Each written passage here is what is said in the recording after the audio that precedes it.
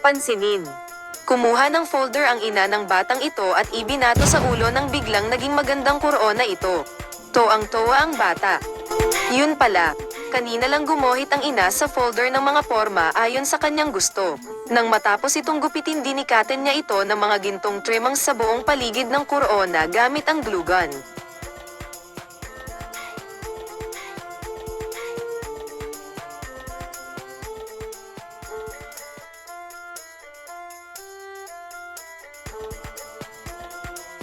Pagkatapos ay nagdikit din siya ng kulay asol na palamuti sa ibabaw ng kurona.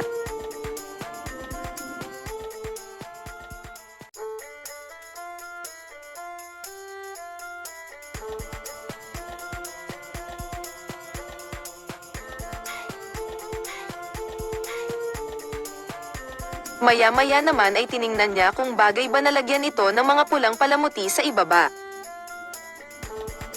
Nang mapagtanto niya na magandang tingnan ay sinimulan niya itong idikit sa lahat ng dako.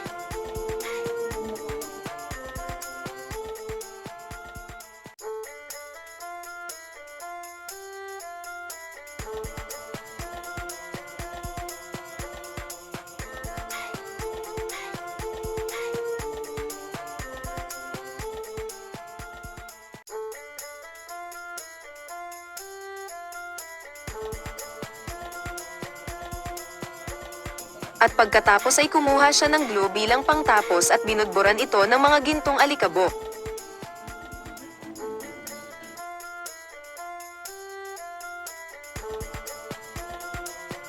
At ang resulta ay kamangha-manghang kurona ng isang hair rig.